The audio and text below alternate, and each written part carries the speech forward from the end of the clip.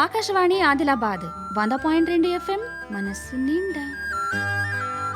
प्रिय देशवासियों, हिंदी दिवस के शुभ अवसर पर मेरी आप सभी को बहुत बहुत शुभकामनाएं। हमारा देश दुनिया भर में सांस्कृतिक और भाषाई दृष्टि से बहुत समृद्ध है। देश की भाषाई संपन्नता को ध्यान में रखते हुए संविधान निर्माताओं ने भारत के संविधान में भाषाओं के लिए अलग से प्रावधान किया, जिसमें प्रारंभ में 14 भाषाएं रखी गई और अब 8वीं अनुसूची में कुल 22 भाषाएं सम्मिलित है।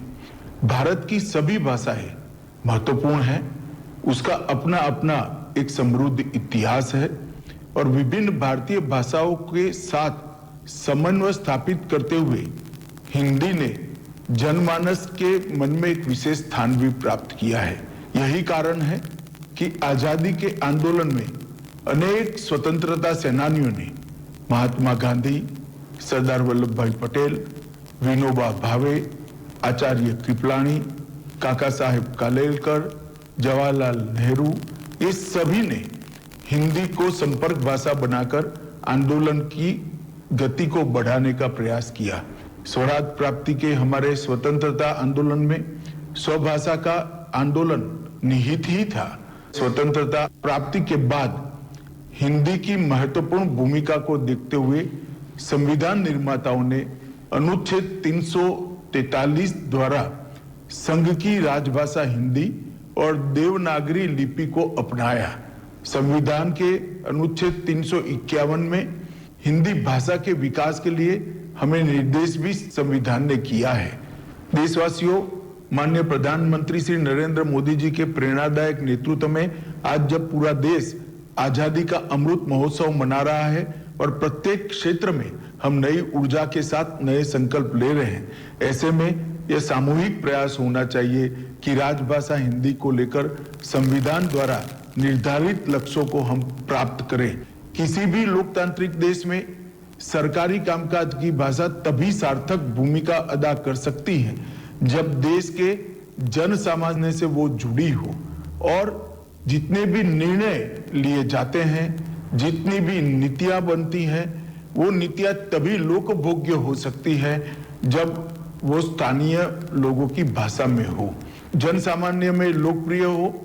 इन्हीं विशेषताओं को ध्यान में रखते हुए 14 सितंबर 1949 के दिन हिंदी को राजभाषा के रूप में स्वीकार किया गया।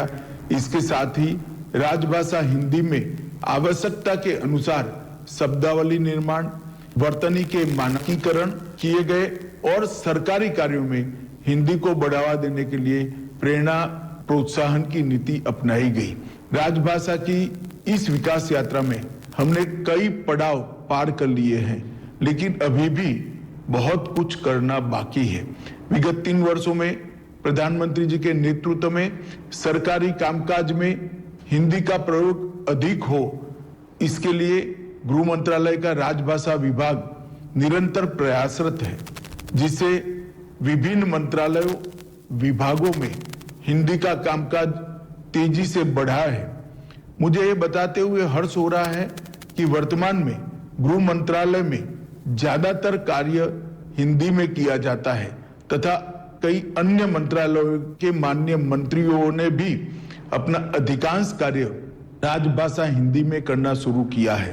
राजभाषा कार्यान्वयन की गति को तीव्र करने और समय समय पर किए गए कार्यों की समीक्षा हेतु मई 2019 में नई सरकार के गठन के पश्चात 57 मंत्रालयों में से 53 मंत्रालय की हिंदी सलाहकार समितियों का गठन कर लिया गया है तथा इसकी निरंतर बैठकें आयोजित की जा रही हैं।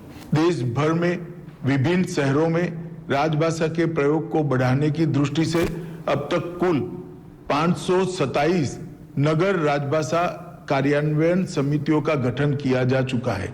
विदेश में लंदन, सिंगापुर, फिजी, दुबई और पोर्ट लुई में भी नगर राजभाषा कार्यान्वयन समिति का गठन किया गया है। राजभाषा कार्यान्वयन को और मजबूत करने की दिशा में संसदीय राजभाषा समिति अपनी सिफारिशों के 11 खंड माननीय राष्ट्रपति जी को प्रस्तुत कर चुकी है। राजभाषा विभाग द्वारा 13-14 नवंबर 21 को बनारस में पहला अखिल भारतीय राजभाषा सम्मेलन तथा नई दिल्ली केंद्रीय सचिवालय राजभाषा सेवा संवर्ग के अधिकारियों के लिए पहला तकनीकी सम्मेलन आयोजित किया गया। इन कार्यक्रमों से हिंदी प्रेमियों में उत्साह की अपार वृद्धि हुई है। यह और भी सुखद है कि हिंदी दिवस 2022 तथा द्वितीय अखिल भारतीय राजभाषा सम्मेलन का ऐतिहासिक आयोजन गुजरात के सूरत शहर में हो रहा है। गृह मंत्रालय का राजभाषा विभाग सूचना प्रौद्योगिकी के माध्यम से राजभाषा हिंदी के प्रगामी प्रयोग की दिशा में निरंतर प्रयत्नशील है। राजभाषा विभाग ने स्मृति आधारित अनुवाद प्रणाली कंठस्थ का निर्माण और विकास किया है, जिससे आज लगभग 22 लाख वाक्य शामिल किए जा चुके हैं। इस टूल का प्रयोग सुनिश्चित कर सरकारी कार्यालयों में अनुवाद की गति एवं गुणवत्ता बढ़ाई गई है। राजभाषा विभाग द्वारा जन सामान्य के लिए लीला हिंदी प्रवाह मोबाइल ऐप तैयार किया गया है, जिससे अपनाकर 14 विभिन्न भाषा भाषी अपनी अपनी मातृभाषा से निःशुल्क हिंदी सीख सकते हैं। राजभाषा विभाग के ई महाशब्दकोश में 90,000 शब्द सम्मिलित किए गए हैं और ई सरल हिंदी वाक्य कोश में 9,000 वाक्य शामिल है।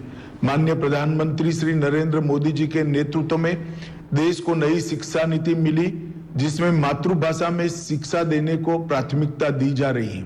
राजभाषा विभाग ने अमृत महोत्सव के अवसर पर विधि, तकनीकी, स्वास्थ्य, पत्रकारिता तथा व्यावसायिक अभ्यासक्रमों में भारतीय भाषाओं के प्रचलित शब्दों को शामिल करते हुए हिंदी से हिंदी बृहत शब्दकोश के निर्माण पर भी काम शुरू किया है और सुलभ संदर्भ के लिए एक अच्छे शब्दकोश का सृजन किया जा रहा है। इस तरह की उन्नत शब्दावली प्रशिक्षण, अनुवाद तथा शीघ्रता से ग्रहण करने में भाषा की जानकारी की दृष्टि से बहुत महत्वपूर्ण होगी। हजारों वर्षों से भारतीय सभ्यता की अविरल धारा हमारी भाषाएं, संस्कृति और लोक जीवन में सुरक्षित रही है। भारत में स्थानीय भाषाओं का योगदान हमारी संस्कृति को आगे बढ़ाने के लिए अतुलनीय रहा है। इन भाषाओं ने हिंदी को समृद्ध किया है। हिंदी उन समस्त भारतीय भाषाओं की मूल परंपरा से है जो इस देश की मिट्टी से उपजी है, यही पुष्पित और पल्लवित हुई है और जिन्होंने अपनी शब्द संपदा, भाव संपदा, रूप, शैली और अपने पदों से हिंदी को लगातार समृद्ध किया है। राजभाषा हिंदी किसी भी भारतीय भाषा की प्रतिस्पर्धी नहीं है, बल्कि उसकी सखी है और हमारी सभी भाषाओं का विकास एक दूसरे के परस्पर सहयोग से ही संभव है। प्रिय देशवासियों, हिंदी दिवस के इस अवसर पर मैं आप सभी का आह्वान करता हूं कि आप और हम मिलकर यह संकल्प ले कि अपनी भाषाओं पर गर्व की अनुभूति हम करेंगे। देशवासियों, माननीय प्रधानमंत्री श्री नरेंद्र मोदी जी देश विदेश के मंचों पर हिंदी में उद्बोधन देते हैं, जिससे सभी हिंदी प्रेमियों में उत्साह का संचार होता है। आजादी के 75 वर्ष पूर्ण हो चुके हैं और माननीय प्रधानमंत्री जी की प्रतिभाशाली नेतृत्व में आने वाले 25 वर्षों को देश में अमृत काल के रूप में मनाया जा रहा है। ऐसे में भाषाई समरसता को ध्यान में रखते हुए हिंदी तथा हमारी सभी भारतीय भाषाओं का विकास अत्यंत आवश्यक है।